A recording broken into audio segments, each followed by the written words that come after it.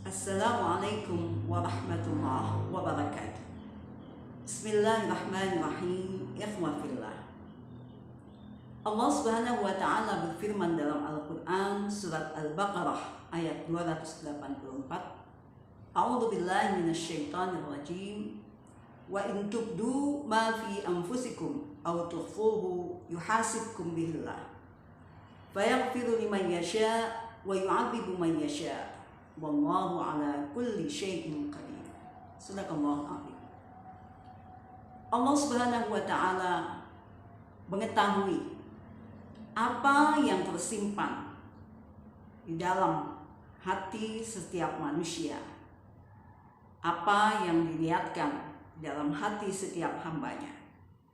Apakah itu ditampakkan atau disembunyikan? Allah Maha tahu. Dan Allah mengampuni setiap hamba yang dikehendakinya. Dan Allah pun memberikan azab kepada siapa yang dikehendakinya. Karena Allah Maha mampu atas segala sesuatu. Demikian firman Allah. Seorang ulama memberikan ilustrasi tentang amal yang soleh, yaitu misalnya sholat yang dilakukan yang memenuhi unsur-unsur kehadiran hatinya khusyuk, hadir kepada Allah Subhanahu wa taala, kemudian rukun-rukun sholat dikerjakan dengan baik, akalnya menyaksikan, dan fisiknya mengerjakan gerakan-gerakan sebagaimana yang diajarkan oleh Islam. Jika hal-hal tersebut dipenuhi, maka insya Allah salatnya menjadi bernilai, menjadi suatu ibadah yang ikhlas, yang mendapatkan nilai oleh Allah Subhanahu wa ta'ala.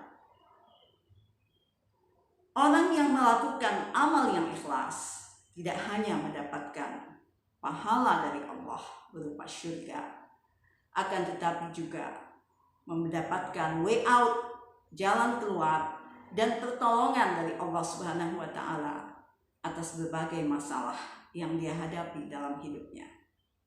Sebagai contoh, diceritakan dalam sebuah hadis riwayat Bukhari dan Muslim.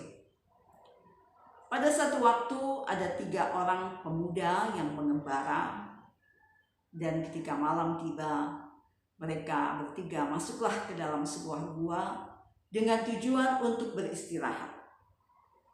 Tiba-tiba ketika mereka sudah berada di dalam gua, maka jatuhlah sebuah batu yang sangat besar dan menutup pintu gua tersebut. Sehingga ketiga pemuda tadi terancam kelaparan karena tidak bisa keluar dari gua tersebut. Kemudian salah satu dari pemuda yang 3 tadi teringat akan amal yang pernah dia lakukan.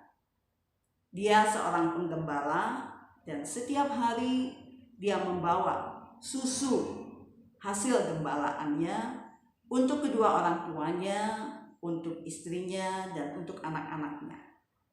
Dan dia selalu memberikan lebih dulu susu tersebut kepada ibu bapaknya. Pada satu waktu dia pulang terlambat dan semua sudah tertidur. Maka dia pun berniat esok pagi akan memberikan susu tersebut kepada ibu bapaknya. Tiba-tiba di malam hari anaknya terbangun karena lapar dan menangis. Tapi dia tidak memberikan susu tersebut pada anaknya.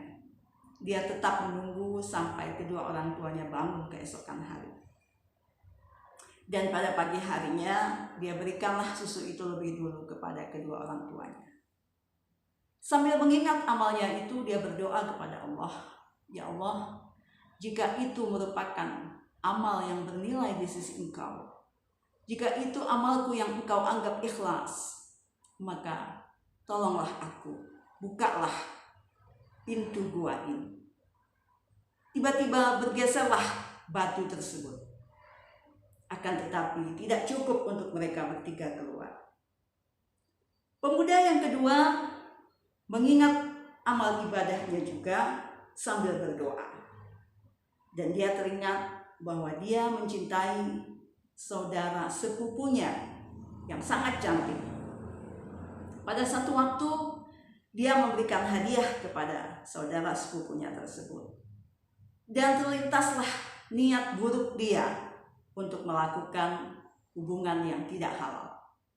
Kemudian sepupunya itu berkata, "Tidakkah engkau takut kepada Allah? Masih ada jalan halal yang bisa kamu lakukan, yaitu dengan pernikahan." Maka pemuda tersebut pun menahan nafsunya untuk tidak melakukan perbuatan zina. Dan dia berdoa kepada Allah, "Ya Allah, jika itu amalku bernilai di sisi Engkau, maka bukalah pintu gua ini." Maka bergeserlah sedikit lagi batu yang besar itu.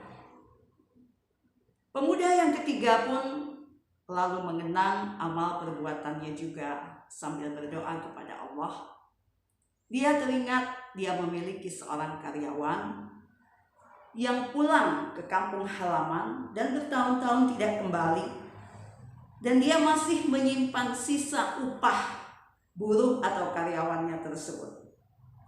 Kemudian sisa upahnya itu dia belikan domba, sehingga dalam sekian tahun berjumlah beratus-ratus ekor di padang gembala. Dan pada satu waktu datanglah mantan karyawannya tersebut dan menanyakan sisa upahnya. Kemudian pemuda ini menunjuk ke padang yang luas dengan beratus ekor domba.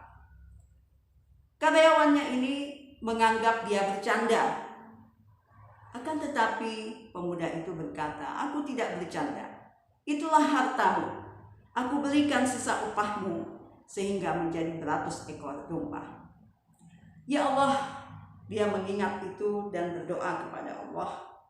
Jika itu merupakan amal yang bernilai, jika dianggap itu amal yang ikhlas, maka bukalah pintu gua ini. Maka bergeserlah batu tersebut dan cukuplah ketiga pemuda itu untuk keluar dari pintu gua tersebut. Demikianlah contoh amal-amal yang soleh yang dilakukan oleh ketiga hamba Allah. Dan dari situ nyatalah bahwa amal mereka bertiga bernilai di sisi Allah Subhanahu wa Ta'ala karena mampu membuka, menggeser pintu gua tersebut dengan izin Allah. Bagaimana dengan amal kita sendiri?